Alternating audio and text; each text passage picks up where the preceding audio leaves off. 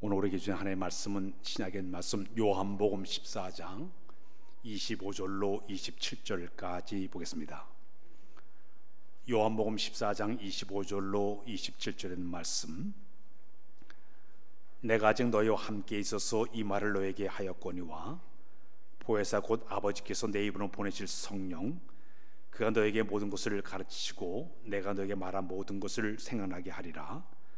평안을 너에게 끼치노니 곧 나의 평안을 너에게 주노라. 내가 너에게 주는 것은 세상이 준 것 같이 아니하니라. 너희는 마음에 근심하지도 말고 두려워하지도 말라. 아멘. 할렐루야. 할렐루야. 요즘 한국 사람들이 가장 좋아하는 유명한 명구가 하나가 있습니다. 가끔 신방 가다 보면 집에다 이렇게 크게 액자를 만들어서 써놓은 글인데 가화만사성이라 이런 글을 써놨습니다. 이 가화만성이라는 얘기는 가정이 평안해야 모든 일이 잘 된다 이런 뜻을 가지고 있습니다. 가정 안에서 가장 중요한 덕목이 하나 있다면 평안해야 됩니다. 아무리 좋은 집에 산다 하더라도, 화려한 집에 산다 하더라도, 고대광을 짓고 산다 하더라도 그 가정에 평안이 없게 되면, 화목이 깨지게 되면 지옥 같은 그런 생활이 될 수밖에 없을 것입니다. 이 가정에서의 가장 중요한 덕목이 평안해야 되고 화목돼야 됩니다. 성경 말씀 가운데 잠언 17장 1절에 이런 말씀을 우리 한번 읽고 넘어가겠습니다. 잠언 17장 1절 시작. 마른 떡 한 조각만 있고도 화목하는 것이 제육이 집에 가득하고도 다투는 것보다 나으니라. 제 아무리 진수성찬을 차려놓고 살면서 계속 다툼이 있게 되면 그 가정 행복하지 못해요. 그러나 누룽지에 밥 말아 먹고 산다 하더라도 가정이 화목하게 되면 가장 행복한 그런 가정의 모습이 되게 될 것입니다. 우리나라도 마찬가지예요. 나라도 평안하게 되면 국민들이 살아갈 때 평안한 마음을 갖게 돼요. 뉴스를 보게 되면 여야가 계속 다투게 되면 이 국민들이 피곤해요. 힘들어해요. 나라가 평안하게 되면 국민들의 마음이 평안하게 되는 것이죠. 교회도 마찬가지예요. 아무리 교회가 건물을 잘 지어놓고 화려하고 재정이 넘쳐나고 교인 수가 많다 하더라도 교회가 평안이 깨지게 되면 그 교회는 행복한 교회가 될 수 없게 되는 것입니다. 교인들이 서로 만나면 서로 기쁨을 나누고 정을 나누고 그 서로 하나가 되어질 때 그 교회는 행복한 교회, 건강한 교회로 성장하게 되는 것입니다. 성경 말씀 가운데 사도행전 9장 31절에 이런 말씀을 우리 시작. 그리하여 온 유대와 갈릴리와 사마리아 교회가 평안하여 든든히 서가고 주를 경외함과 성의 이루로 진행하여 수가도 많아지니라. 교회의 가장 큰 성장 비결은 평안이에요. 평안하여 교회가 성장하여야 될 줄로 믿습니다. 요즘 밥을 지을 때 전기밥솥으로 다 밥을 짓고 가스불로 밥을 짓게 됩니다. 옛날에는 아궁에다 이렇게 불을 떼가지고 우리가 밥을 지었어요. 아마 여러분들 가운데 밥을 아궁에 이렇게 지펴가지고 밥을 해본 분이 계실 텐데, 불을 이렇게 지필 때 활활 타오르게 되면 가만히 놔둬야 됩니다. 옆에 안 타는 것을 자꾸 집어넣고 자꾸 화력을 세우게 되면 생나무를 집어넣어도 홀홀 타오르게 돼 있어요. 근데 그 불을 갖다가 이리 쑤시고 저리 쑤시고 헤쳐놓게 되면 그 불이 화력이 확 죽어가요. 주님의 거룩한 교회에 성령의 불이 타오를 때 우리가 서로 협력을 해서 교회 불이 타오르게 자꾸 만들 때마다 교회가 성장의 역사를 이루어가게 될 줄로 믿습니다. 이처럼 우리의 가정이나 이 사회나 교회가 가장 필요한 것이 바로 이 평안인데, 그럼 요즘 우리가 이 시대를 살아가면서 우리는 염려와 불안 속에 우리가 서로 현재 살아가고 있습니다. 어느 잡지사에서 한국 사람들을 조사를 했습니다. 당신은 뭐가 가장 불안을 느낍니까? 당신은 불안을 느끼고 있습니까? 하고 물어봤더니 많이 느낍니다 하는 사람이 73%예요. 조금 느낀다는 사람이 20%예요. 10명 가운데 9명이 전부 불안하고 염려 속에 산다고 이렇게 대답을 했습니다. 그런데 왜 불안하냐? 옛날에 코로나 때문에 그렇습니다. 북한의 핵위협 때문에 그렇습니다. 전쟁이 일어날까 봐 불안합니다. 경제가 점점 나빠져서 불안합니다. 물가가 점점 올라가가지고 문제가 돼가지고 불안합니다. 직장 다니는 분은 구조조정 때문에, 해고의 염려 때문에 불안합니다. 어떤 사람은 암에 걸릴까봐, 또 여러 가지로 이 병 때문에 사람들이 불안 속에서 살아가고 있다고 그들이 대답을 하게 되었습니다. 그 중에 가장 불안을 느끼는 것이 뭐냐? 교통사고에 대한 불안이 상당히 높았습니다. 언제 어느 때에 무슨 사고가 날지 모르기 때문에 모든 사람들이 불안 속에서 사람들이 살아가고 있다고 이야기하고 있습니다. 심리학자들의 말에 의하게 되면 우리 사람들의 마음속에 불안을 주는 요소가 5가지 적이 있다고 얘기를 했습니다. 그 첫 번째가 뭐냐면 탐욕이 많으면 불안하다고 그랬습니다. 그저 모든 걸 채우려고 남의 걸 자꾸 하면 이 마음속에 이 욕심 때문에 마음속에 이 불안한 마음을 품게 된다고 얘기했습니다. 소유욕, 남의 것을 자꾸 채워가지고 자기 것을 자꾸 만들려 하다 보면은 그 마음속에 이 불안한 마음을 소유하게 된다고 얘기를 했습니다. 성취의욕, 성공만 우리가 계속적으로 달려가는 것도 하나의 마음의 불안을 만들어내는 요소라고도 얘기했습니다. 명예욕, 명예에 한번 빠지게 되면 이거 중독성이 있어요. 빠져나오지를 못해요. 이것도 우리의 마음의 불안을 만드는 하나의 요소라고 얘기했습니다. 마지막에 성욕이죠. 이것 때문에 사람들의 마음의 불안 요소를 만들어낸다고 이야기하고 있습니다. 이 탐욕과 소욕이 우리 마음속에 있는 이 평안을 깨뜨리는 하나의 모습이라고 보게 되는데, 내가 만일에 탐욕과 소욕을 이루려고 하다 보면 남을 이겨내야 되겠고, 진노해야 되겠고, 긴장을 해야 되겠고, 시기와 질투가 점점 발전하게 되면 이 마음속에 이 평안이 깨질 수밖에 없는 것이 하나의 모습이라고 볼 수가 있습니다. 요즘 우리들에게 가장 이 불안의 요소를 주는 것이 무엇이 있는가 봤더니 크게 나누면 한 4가지 정도가 우리 마음의 불안과 염려를 주고 있습니다. 그 첫 번째가 뭐냐면 사고와 건강에 대한 불안입니다.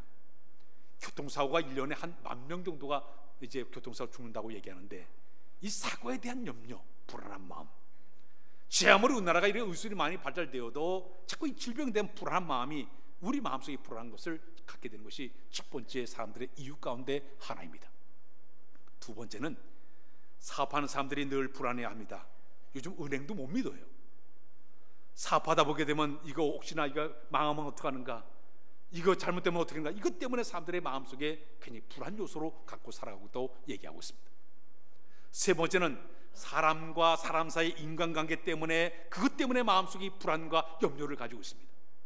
부부간에, 부자간에, 직장 상하관계에, 교인들 간에 이런 불안 요소들이 우리 마음의 인간관계 때문에 오는 이 불안한 것이 우리 마음을 계속적으로 불안한 마음을 갖게 만들어내고 있습니다. 마지막에는 죄에 대한 불안입니다. 도둑이 죄발 저린다고 죄를 짓게 되면 사람의 마음속에 염려 때문에 잠을 이루지를 못해요. 특히 믿는 사람들은 이훗날 하나님 앞에 서는, 심판 대에 서는 그날이 있기 때문에 죄를 짓게 되면 불안해가지고 잠을 이루지 못하는 것이 우리 사람들의 모습이라고 볼 수가 있습니다. 그런데 세상 사람들은 이 불안한 요소와 염려를 해소하기 위해서 여러 가지 방법을 쓰고 있습니다. 저 세상 사람들은요, 술을 먹고 잊어보려고 애를 쓰다가 술 중독에 빠지게 되고, 알코올 중독으로 앓다가 가난으로 세상 사람들 굉장히 많습니다. 어떤 사람은 마약에 손을 댔다가 이 마약 때문에 고통을 당하는 사람들이 많아요. 제가 저 공주의 치료감호소에서 보니까, 예배드려 가서 보니까 눈이 이렇게 풀려 있어요. 마약 때문에 온 사람들이. 그 사람들이 이 불안한 마음을, 염려하는 마음을 떨쳐버리기 위해서 마약에 손을 댔다가 그곳에 와가지고 고통을 당하고 있는 사람들을 봤습니다.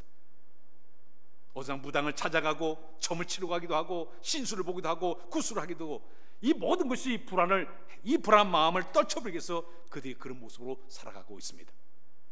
옛날 소련에 스탈린이라는 독재자가 있었는데, 그는 자기를 누가 죽이면 어떻게 하나, 독살하면 어떻게 하나, 이 염려 때문에 방을 8개를 만들었다고 그래요.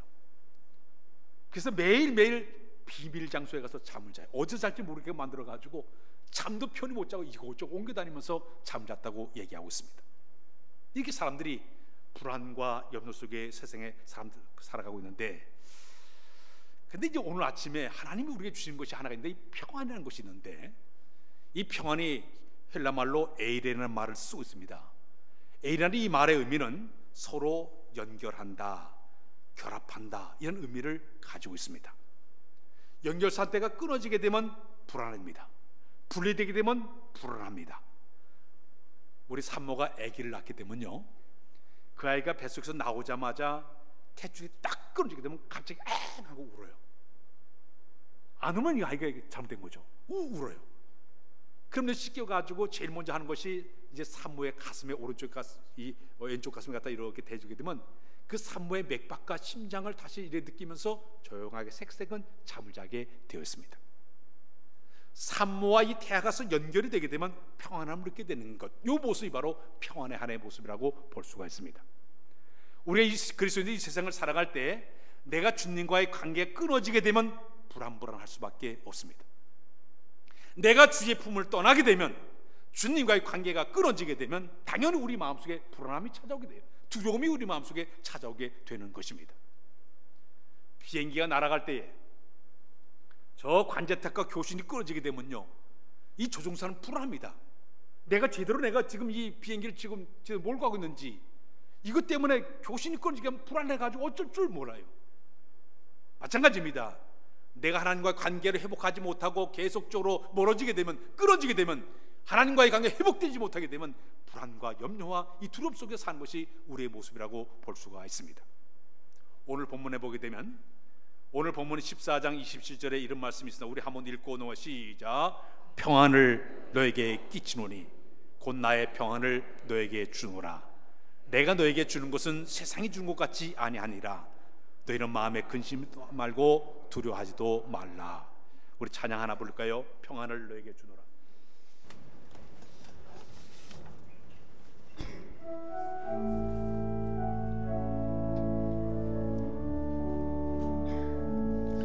평안을 너에게 주노라. 세상이 줄 수 없는, 세상이 알 수 없는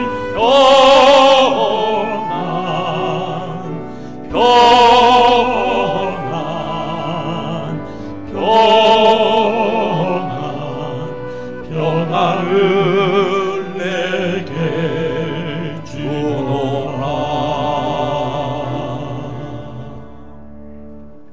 히브리 사람들은 만나면 인사할 때 우리 안녕하십니까 인사하지만, 그 히브리는 인사할 때 샬롬 하고, 우리 옆 사람과 인사가 샬롬, 뒷사람에게 샬롬, 하나님의 평강이 당신에 임하기를 원한다, 그런 마음으로 샬롬 하고 그들이 인사를 해요. 근데 오늘 이 본문에 보게 되면 우리가 평안을 얻는 방법이 두 가지 방법을 소개하고 있습니다. 첫 번째 평안은 뭐냐? 세상이 주는 평안이에요. 따라서 세상이 주는 평안. 이 세상이 주는 평안은 내가 돈을 많이 벌어서 은행 창구에 집어넣고 살게 되면 마음이 평안하고 만족하다 생각합니다. 내가 세상의 명예를 누리게 되면 내가 인정받았어, 마음의 평안을 누리게 됩니다. 세상의 모든 권력을 주게 되면 이 권력까지도 평안하다, 그런 마음을 품게 됩니다. 이 사람들은 세상의 물질과 세상의 모든 명예와 이 권력을 얻기 위해 가지고 동분서주하면서 약착하지 돈을 벌려고 권력을 주기 위해서 권무서 수술도 그 평안을 얻기 위해서 사람들이 노력하고 있습니다. 물론 세상의 물질이나 권력이나 모든 명예를 물론 얻는 순간 평안합니다. 안정됩니다. 그러나 단점이 하나가 있어요. 그건 뭐냐면 일시적이고 찰나적이에요. 내가 돈 있는 순간은 마음이 굉장히 평안했지만 그 물질이 사라진 순간 그 평안은 싹 사라져 버립니다. 내가 세상의 모든 지위와 명예를 내가 다 가진 순간은 평안했지만은 그것이 사라지는 순간 모든 것이 다 날아가게 됩니다. 건강할 때는 내가 평안했지만은 건강을 잃는 그 순간 불안과 두려움이 내 마음속에 찾아오게 되는 것이에요.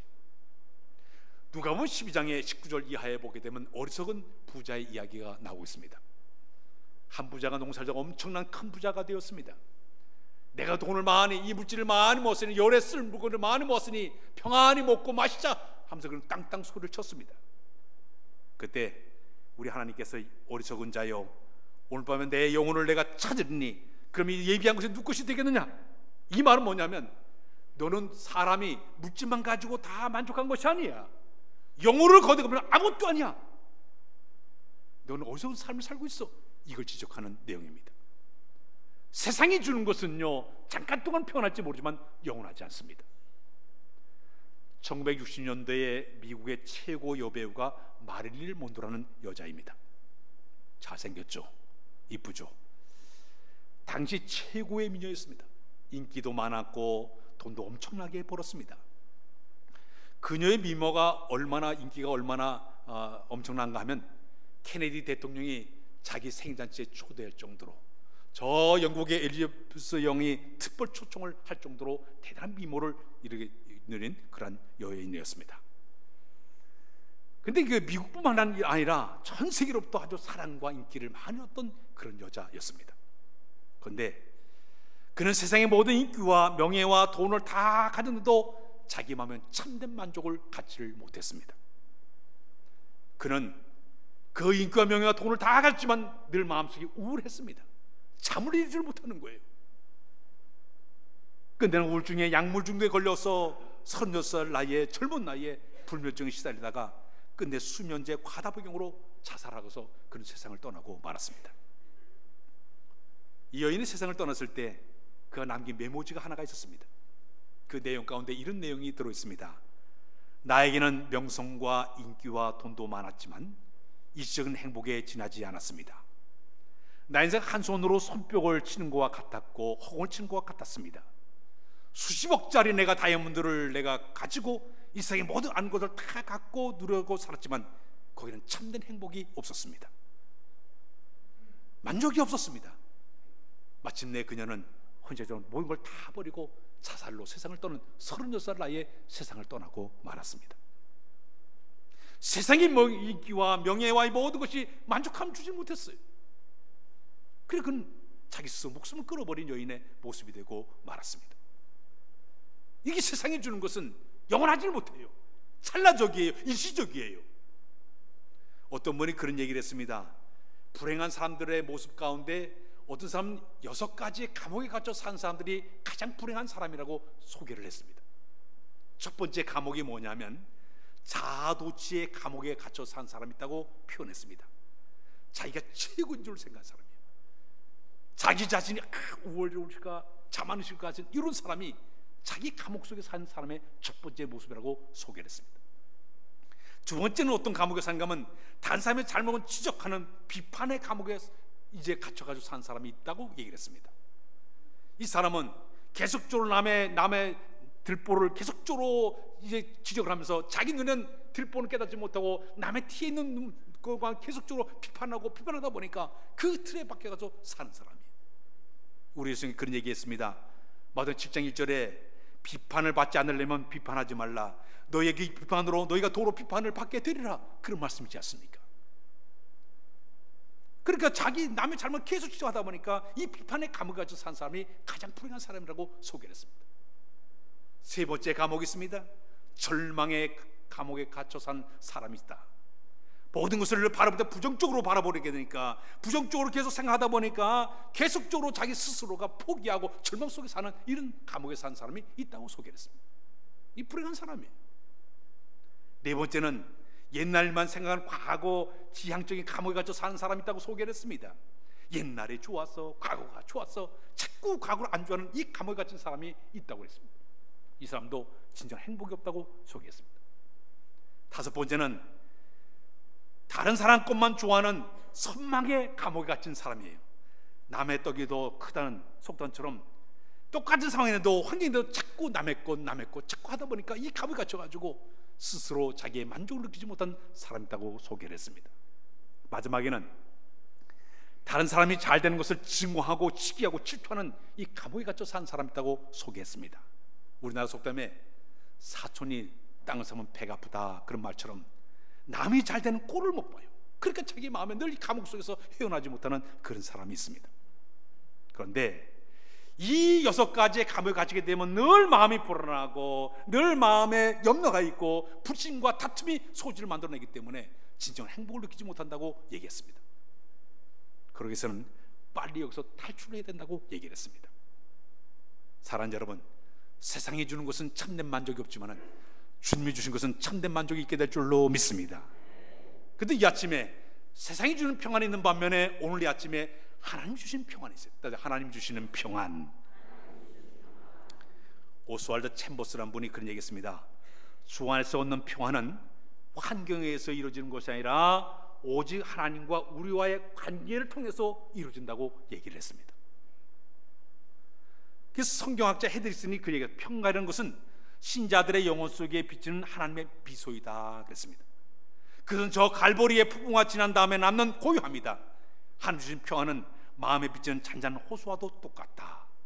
호수가 잠잠하면 그 호수 속에 있는 것에 다 충해 보는 것처럼 이 땅에 환난과 고통과 연용과 근심이 생길 때마다 그 문제를 가지고 하나님께 나가게 되면 우리 하나님 세상에 알지 못한 참된 평안을 너의 마음에 선물로 주겠다고 성경 준다고 이야기를 하고 있습니다.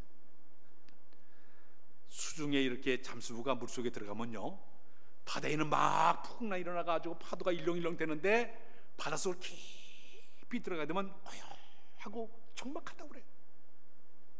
조용하대요. 위에는 막 파도를 치고 있는데 그 깊은 바다 속에 들어가면 조용하다고 얘기합니다. 요동치 않는 평안함. 성경을 보게 되면 베드로 사도가 감옥에 갇혔습니다. 내일 죽을지도 몰라요. 사형당할지도 몰라요. 깊은 감옥에 갇혀서 양옆에 군사들이 교대를 하면서 자기와 착골 같이 매고서 계속적으로 자기를 지키고 있습니다. 내일 죽을지도 모르는 상황인데 베드로는 깊은 잠에 빠졌어요. 하나님께서 그의 마음속에 평안함을 주셨어요. 천사가 와서 흔들어 깨울 때까지 깊은 잠을 자는 이 평안함, 주 안에 있을 때 가능한 줄로 믿습니다. 우리 예수님이 배를 타고 가고 있었습니다. 제자들과 함께 배를 타고 있는데 갈릴바다 갑자기 풍랑이 일어났습니다. 그러니까 이 제자들이 닷을 올리고 돛을 올리고 닷을 내리고 그저 그들이 크게 노를 저어가지고 이겨보려 애를 써요. 못 이겨내는 거예요. 그러나 주님 편안하게 잠을 자고 계세요. 지금 풍랑이 일어나는데도 불구하고 전혀 마음에 요동함이 없이 평안함을 유지하는 것. 다윗은 여러 가지 어려운 수많은 전쟁을 치르면서 고통과 시련과 아픔을 당할 때마다 그는 이렇게 찬양을 했습니다. 시편 27편 1절로 3절 우리 한번 읽고 넘어갔습니다. 1절 시작. 여호와는 나의 빛이요 나의 구원이시니 내가 누구를 두려워하리요. 여호와는 내 생명의 능력이시니 내가 누구를 무서워하리요. 악인들이 내 살을 먹으려고 내게로 왔으나 나의 대적들과 내 원수들은 그들은 시축하여 넘어졌도다. 군대가 나를 대적하여 진칠 자도 내 마음이 두렵지 아니하며 전쟁이 일어나 나를 치료할 자도 나는 여전히 태연하리로다. 천지개벽이 일어나도 마음이 요동치 않는 것, 주 안에 있을 때 가능한 줄로 믿습니다. 이 아침에 이 평안의 영혼 가운데 있어야 될 줄로 믿습니다. 그렇다면 우리가 이 평안을 어떻게 우리가 얻을 수가 있을까요? 세 가지만 하면 우리가 이 평안을 얻을 수가 있습니다. 첫 번째는 성령 충만하면 가능한 줄로 믿습니다. 다시 할까요? 성령 충만하자. 로마서 14장 27절을 한번 읽고 넘어가겠습니다. 시작. 하나님의 나라는 먹는 것과 마신 것이 아니요 오직 성령 안에 있는 의와 평강과 희락이라. 성령은 우리 마음속에 임하시면서 우리의 의와 평강과 희락을 주신 분이 바로 성령님이세요. 특히 성령 열매 가운데 사랑과 희락과 자비와 양성과 충준하다 화평의 열매가 있습니다. 주의 거룩한 영이 우리 마음을 지배하시게 되면은 우리 마음속에 모든 두려움이 사라져버리고 염려와 근심이 사라져버리고 성령님의 다스림 때문에 우리 마음속에 이 평안함이 찾아오게 될 줄로 믿습니다. 거룩한 영의 지배를 받을 때, 그분의 인도를 받을 때 세상이 알지 못한 참된 평안이 우리 마음속에 찾아오게 될 줄로 믿습니다. 두 번째는 주 안에 있어야 가능합니다. 따라서 주 안에 있어야 된다. 주님이 내 안에, 내가 주님 안에 거할 때, 동고동락할 때 우리가 참된 평안을 느끼게 되었습니다. 예레미야 29장 11절 말씀을 한번 읽고 넘어가겠습니다. 예레미야 시작. 여호와의 말씀이더라. 너희를 향한 나의 생각은 내가 하나니 평안이요 재앙이 아니니라. 너희에게는 미래와 희망을 주는 것이니라. 하나님이 우리에게 주시는 것은 세상이 알지 못한 평안을 우리에게 선물로 주겠다고 얘기하고 있습니다. 주 안에 있을 때 가능한 줄로 믿습니다. 불란스의 나폴레옹이 유럽 나라를 다 정복하고 세계를 제패하기 위해서 이제 전쟁에 나갔다 워털루 전쟁에서 끝내 전쟁을 패하고 말았습니다. 마침내 그는 세인트 헬레나 섬에 이제 유배당해서 거기서 유배 생활을 하게 되었습니다. 지난날에 그가 세계 재패를 꿈을 꾸면서 일을 했던 사람이 하루아침에 죄인의 몸이 돼가지고 섬에 갇혀 있었을 때에 자기의 초라한 모습을 사람들에게 보이고 싶지 않았어요. 그런데 한 기자가 찾아가서 이 나폴레옹과 대화를 하게 되었습니다. 당신은 지금까지 살아오면서 가장 행복한 시간이 언제였습니까? 하고 질문했습니다. 그때 이 나폴레옹은 백발을 확 날리면서 눈을 지그시 감더니 내가 시스 아프스 언덕을 넘을 때 잠시 그때 전투가 그쳤네.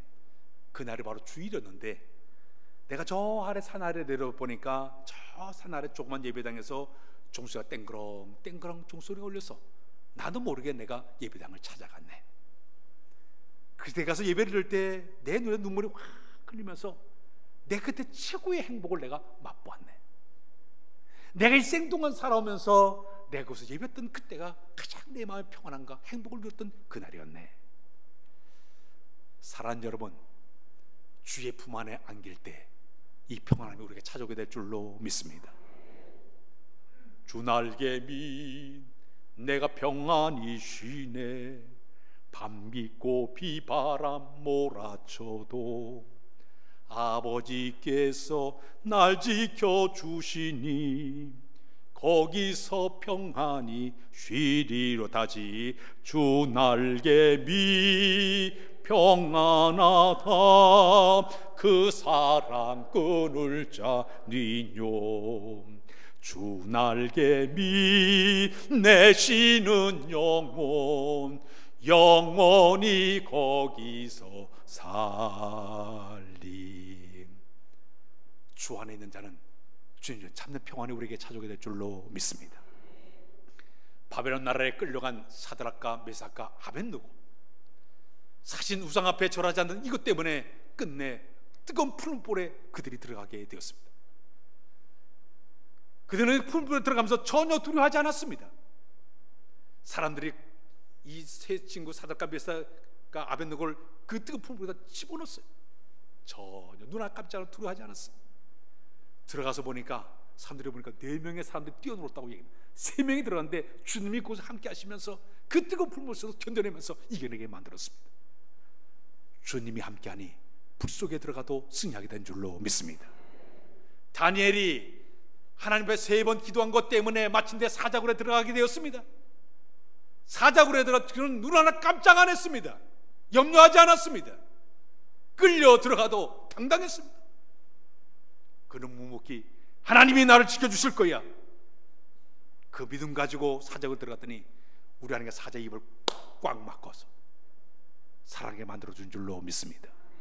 주 안에 있을 때 이런 담대함과 용기가 그 마음속에 일어나게 되는 것입니다. 스반 집사가 돌에 맞아 순교하지 않았습니까? 수많은 폭도들이 돌을 들어서 그를 쳐 죽이려고 하고 있습니다. 폭도들의 눈을 바라본 것이 아니라 눈을 들어서 저 하늘 보좌 우편에 계신 주님을 바라본 순간 마음의 평안함이 찾아왔습니다. 평안함이 찾아왔어요. 그 얼굴이 해처럼 빛나면서 천사의 얼굴 하면서 아주 기쁜 마음으로 순교의 자리까지 간 사람이 바로 스데반 집사의 모습이었습니다.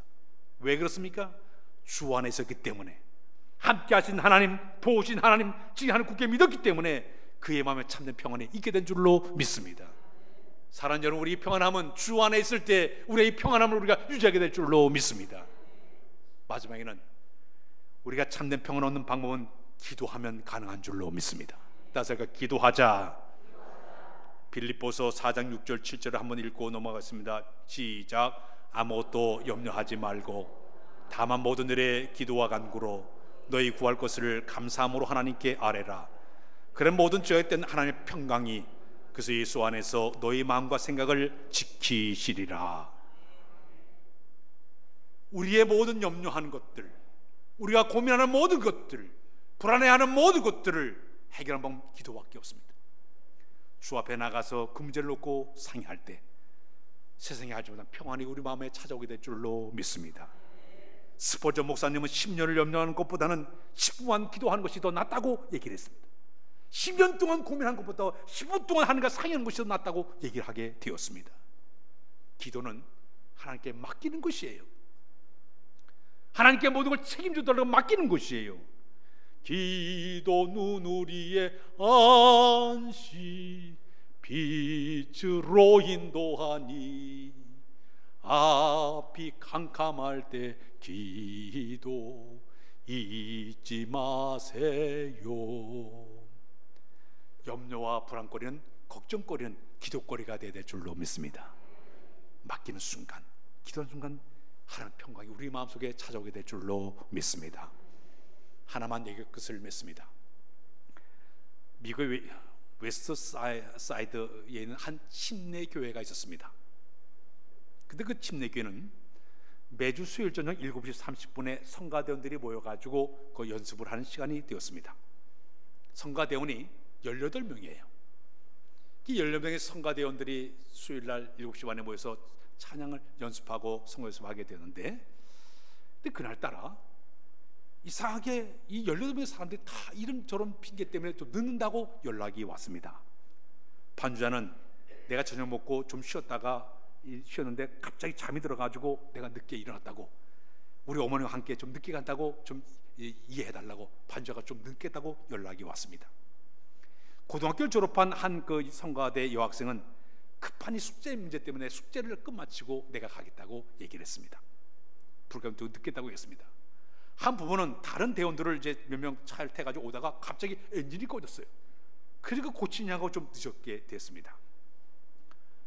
역사상 이상하게 이 18명이 똑같이 그날따라 다 늦게 온다고 연락이 온 거예요. 7시 30분이 되었습니다. 7시 30분 딱 괜찮은데 그날이 1950년 3월 1일 수요일 7시 30분, 딱 그때 교회 지하실에 가스 파이프가 팡 터지면서 폭발하면서 온 교회가 불똥이로 완전히 변했습니다. 성가대 연습실은 바로 그 가스관 위에서 성가 연습을 하게 되는데, 이상해도 그날따라 늦게 와가지고 다 목숨을 건지게 되었습니다. 실제 일어났던 사건이었습니다. 모든 사람들이 하나님께 이때를 위해서 우리를 피하게 만들어 주었구나, 하나님께 우리를 도우셨구나, 모두가 다 고백하게 되었습니다. 우리는 살다 보면 여러 가지 불안한 요소들이, 염려스러운 일들이 우리에게 다가옵니다. 주 안에서 우리가 고할 때 하나님께 우리에게 참된 평안을 허락해 줄 줄로 믿습니다. 이번 한 주간도 주의 전 참된 평안이 여러분들과 풍성해지신 이번 한 주간이 꼭 되시길 주의 이름으로 부탁드립니다. 하나님 아버지, 우리 안에 주시는 참된 평안을 느끼며 살기를 원합니다. 주의 거룩한 우리 마음을 지배하시고 관여하여 축복하여 주어서 참된 평안이 넘치도록 인도하여 주옵소서.